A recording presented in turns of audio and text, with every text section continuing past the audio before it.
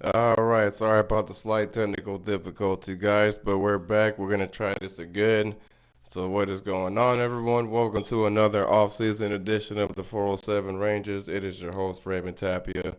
Make sure you guys leave a like, subscribe, and a comment. Turn on your notifications when I'm about to upload live or put up some highlights or go live stream. You guys already know the procedure. So, you guys already know the playoffs have been absolutely bonkers. We had three overtimes with the Maple Leafs and Senators. And of course, you had Edmonton giving us a good series. And as I predicted, they beat the Kings in game six. And then, of course, Golden Knights beat the Wild in the same prediction when I said Vegas Golden Knights in six, and they won in game six. Now, Tampa Bay has been probably the most disappointing prediction because we all thought they were going to at least give us a series, but it turns out that was a lie. The only difference was they won one game and they couldn't win any at home this year. So we'll have to see what the Tampa Bay Lightning are going to do this offseason as well for John Cooper and them. But anyways, we're going to go ahead and get straight to the topic because we all know why I'm really going live here for. It's basically for the Mike Sullivan hire. So as you guys know, Mike Sullivan was hired and he was formerly coaching for the Pittsburgh Penguins, won back-to-back Stanley Cups in 2016 and 2017. And obviously he coached players like Crosby, Malkin, Letang, and Brian Russ and Jay Guentzel when he was around and things like that. But this is a good hire from Chris Drury. However, if he's going to be around this team, he's going to have players that are willing to buy into what he's selling with his coaching system. Because it's not that I don't trust the coach himself. So I know Mike Sullivan has a great resume as far as the coaching. The only thing that was unfortunate was in his time with Pittsburgh, as far as these past like 5, 6 years, or pretty much mostly 10. They weren't the same team like they once were when they were winning the cups back to back, and then they won one with '07 with Crosby when he was young and things like that. And they were getting older, and they're probably going towards the rebuilding direction. However, now that he's here, it's definitely going to make things just a little better because I'm sure he's going to probably coach much more better than Laviolette because Laviolette kept healthy, scratching everyone. So I know he's pretty good at developing young players that actually might have good potential to be a generational one. I've seen it. So, and when he was with the Pittsburgh Penguins, he was a fresh new coach in that team, and he got them two Stanley Cups.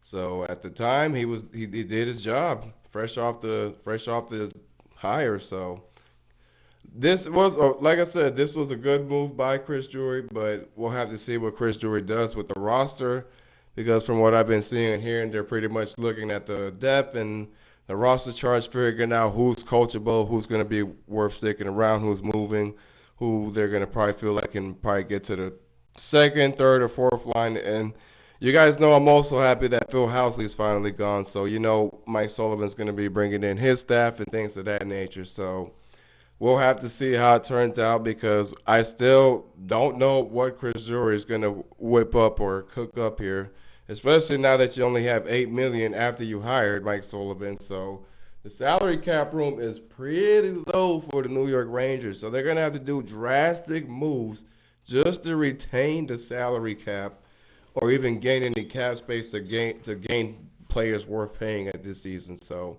it's going to be tough for Chris Drury. This, like I said, this was a good hire, but our contract situations are still very shitty.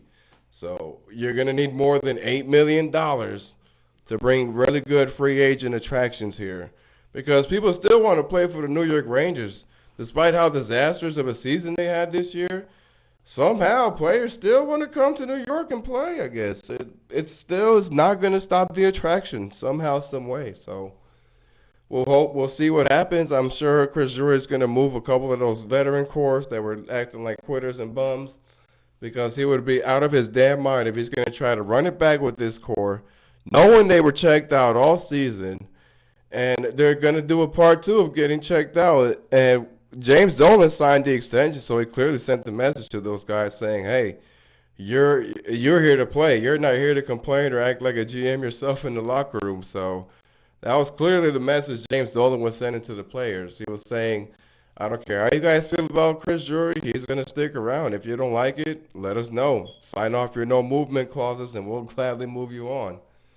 So we'll see what happens. But I don't know. Like I do. The only reason why I'm skeptical about the hire and things like that is because, like, you guys know how Chris Drury goes about these players and with their contracts.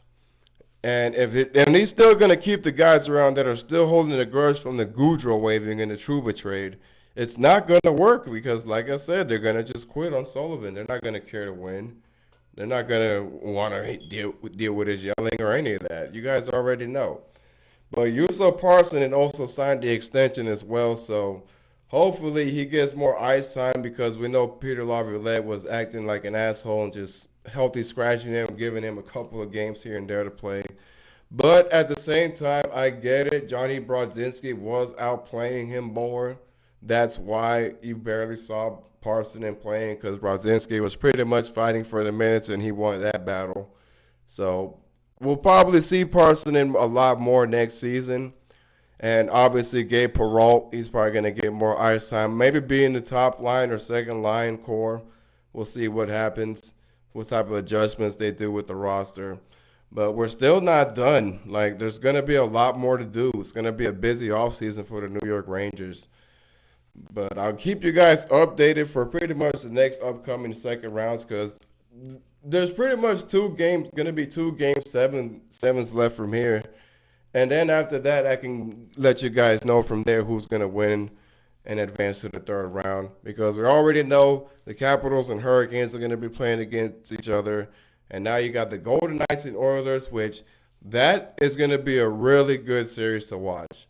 I would definitely keep your eyes on that series because that's going to be must-see TV. Edmonton Oilers and the Vegas Golden Knights, they're going to be absolutely a great series to watch. So, and obviously the Panthers and Maple Leafs, that's going to be happening as well, which I don't know. It's going to be interesting because I really don't know how Toronto is going to go about it playing against Florida because Florida still has their physicality.